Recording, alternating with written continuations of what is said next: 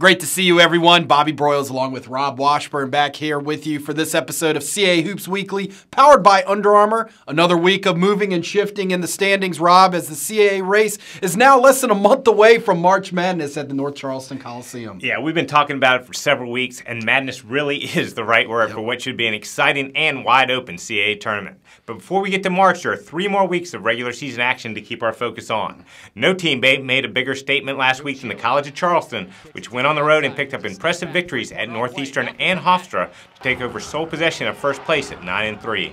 The Cougars' star players stepped up in critical situations in both games, and they're starting to show why they were the unanimous choice to win the CAA title.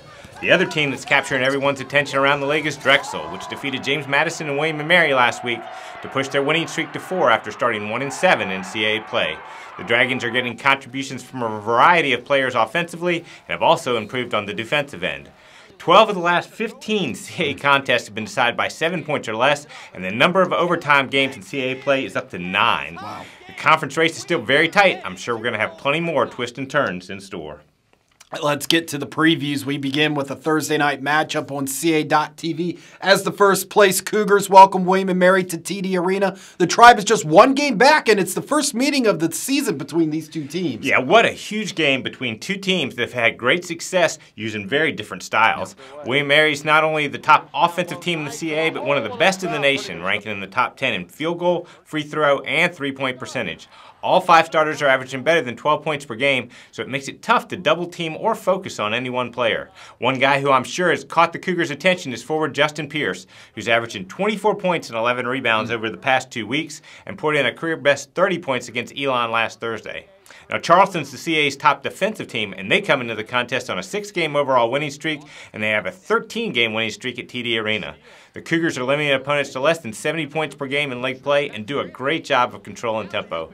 Veteran point guard Joe Chile averaged 21 points in the wins at Northeastern and Hofstra last week, and the Cougars also got clutch late-game shots from Grant Riller and Jarrell Brantley in the 2 victories.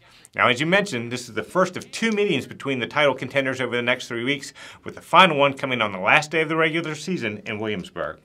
Also Thursday night on CAA.TV, 2 high-octane offenses will square up in Alumni Gym as Elon hosts Hofstra. A huge game between these 2 schools when looking at the standings right now, Rob. Yeah, no question. These teams are separated by just 1 game in the standings, so it's a big one for both of them. Hofstra has been very good on the road this season with a 4-2 mark in CAA play. The Pride continues to get outstanding play from Justin Wright-Foreman, who's 4th in the nation in scoring at 25 points per game, and seemingly hits a big shot whenever Hofstra needs it. Eli Pemberton got to the free throw line 22 times last week, and that resulted in a pair of 20-point performances.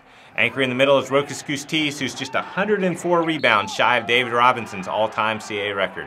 Now, Elon also has plenty of offensive weapons, with all 5 starters averaging double figures. Phoenix have made at least 11 3-pointers in 8 of their last 9 games, and they went 13 of 27 from beyond the arc when they defeated the Pride 89-76 back on January the 7th. Tyler Sebring averaged 26 points and 8 rebounds in the 2 games last week on 69% shooting, and Danon Swoop averaged 23.5 points and went over the 1,000-point mark for his career. Now, Elon's been tough to beat at Alumni Gym, and this one has a chance to be a wide-open, high-scoring affair.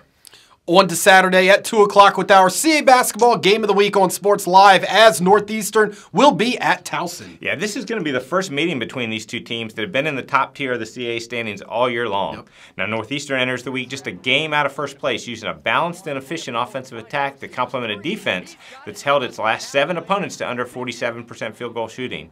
Point guard Vasa Pusica ranks among the league's top 10 in scoring and assists, and Donnell Gresham has poured in double-digit points in 4 of his past 5 contests.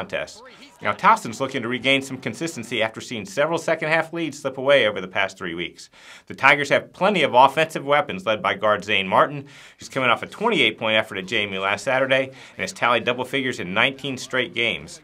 Justin Gorham moved into the starting lineup and responded with a career-high 21 points and 12 rebounds at Delaware and a career-high 17 boards at JMU. This is the first of 3 straight home games for the Tigers, and they'd like to gain some momentum. Saturday's game will also be part of Autism Awareness Weekend, a program that was developed by Towson head coach Pat Scarry and has expanded across the nation.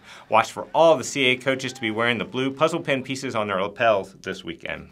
We wrap up with our previews with a 4 o'clock matchup on Saturday on CA.TV as College of Charleston will be at home versus Drexel, a matchup between two of the hottest teams in the league, Rob. Yeah, it wasn't that long ago that preseason favorite Charleston was sitting 3-3 in the CA play, and Drexel was 1-7 at the bottom of the conference. Now both teams are on a big-time roll, with the Cougars in first place after a 6-game win streak, and the Dragons up to 7th place after winning 4 straight. And we talked earlier about Charleston's defense being a big part of its turnaround, but Coach Zach Spiker has credited defense in taking care of the ball with the Dragons' recent surge. Leading that defense is senior center Austin Williams, who ranks 7th in the nation with 3 blocked shots per game and rejected a potential game-winning shot at the buzzer against JMU last week. Now, offensively, Tremaine Isabel is averaging over 19 points in CA play, and point guard Kirk Lee is coming off a 22-point performance at William & Mary last Saturday, where the Dragons shot 61% as a team. Both of these teams were playing with a lot of confidence, and remember, Drexel knocked off the Cougars 87-82 in overtime back on January 5th. This one should be a great one to watch. Now here's a look at the rest of this week's action around CA men's basketball.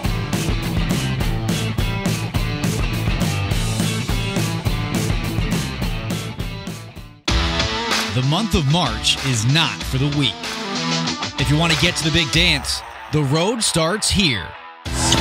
Every practice, every game leads to this moment. Win or go home. The CAA tournament is coming to Charleston March 3rd through 6th. 10 teams, 1 goal, to be crowned champion. Go to CAAsports.com for more information. CASports.com will have all the information you need regarding links to live stats, video, and audio coverage. Also, fans, you can watch all of the CA.TV action on several devices such as Roku, Amazon Fire, Apple TV, and Android TV by downloading the CA.TV app that is available now. You can also continue to follow the league on Facebook and Instagram by searching CA Sports. We're also on Twitter at CA Basketball using the hashtag CA Hoops. Our CA on-campus crew was in Williamsburg this past week. You can check out the latest In Focus feature on the Tribe now on CASports.com and our social media outlets. Yeah, our crew had the chance to sit down with William & Mary's Paul Rowley, who graduated magna cum laude with 2 degrees in just 3 years at William & Mary and is now enrolled in law school. Pretty amazing story about a guy who was a true student-athlete. The crew will conclude their 2018 feature series in Wilmington. Stay tuned to our social media pages for behind-the-scenes looks from the trip. And next Thursday on CASports.com, we'll have an In Focus feature on the UNCW Seahawks. That is it from us today. Enjoy the games, everyone.